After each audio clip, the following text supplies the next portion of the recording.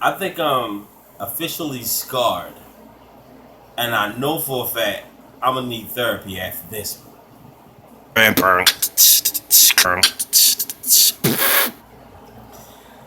Antibirth, written and directed by Danny Perez, starring Natasha, Lyonne, Chloe Sevigny, and Meg Tilly. I advise you not to eat dinner, lunch, or breakfast, or lunch, breakfast, or dinner. No matter how you should shape that shit, I advise you not to eat while watching this movie, because this movie will gross you the fuck out. I'm not lying. But the movie starts off with you seeing Lou, the woman Lou played by Natasha Lyonne, which she also played on Orange is the New Black. She's awesome in that show. She's dancing, she's drinking. You know, she's at this like little gathering because everybody's like having fun there in this area. And next thing you know, this one guy just grabs her, and a friend sees it clear as day. Which is, I thought that was weird why her friend didn't even stop the guy from pulling her away from the party. But it turns out they end up doing something to her that night. So she wakes up the next day feeling completely like shit and completely pregnant. And you know, her friend and this other woman's asking her about, you know, like, when the last time that you had sex, when the last time you did anything. And that part was real funny, you know, when they was having a conversation. And it turns out that she got a little pudge in her stomach, you know, and you could definitely tell that she's pregnant, which is, that's crazy. Like, overnight, like, what the fuck was that? Like, it's crazy. So next thing you know, she gets home, and her friend is listening to the funniest song. I'm not gonna lie to you, there are some funny moments in this movie where I was just dying laughing at the song. Something's like, touch me. You wanna feel me. Touch me. Touch me. I just thought that part was just so crazy. It was like really off the hook, and they were just dancing real funny to it.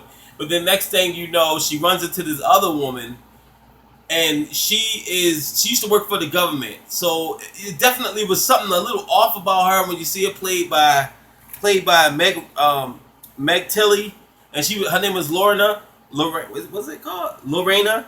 And you know, when the guys when she was looking at the posters on the wall, and they said it was a bunch of missing women, and the guys, which is responsible for those women going missing, happens to pull up on her, and she wasn't having that shit, but she pulled a knife out on them, and they got away from her and got back in their car. So this woman was about her business, but she used to work for the government, and they used to try these drugs on her, so that like, it didn't affect her like they thought it would, but it also left like a bad scar on her arm. But she's able to see things. She's a psychic, so she's able to tell things. And what was weird, that she found Lou, and the first time that she talked to Lou was at her job. But then when she popped up at her house, she was like, "How did you find me?" But she didn't really tell her everything at first. But she wanted to look out for Lou, you know, keep an eye on her and make sure that she's okay.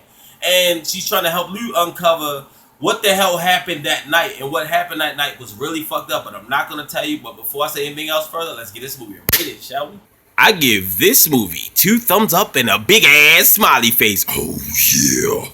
Natasha Lyonne is a complete show stealer. Like, her every on moment screen, her every time that you even see her in this movie, she completely steals the show, that's what I love about this movie. And Meg Tilly also steals the show when she comes aboard as well, when you see her character.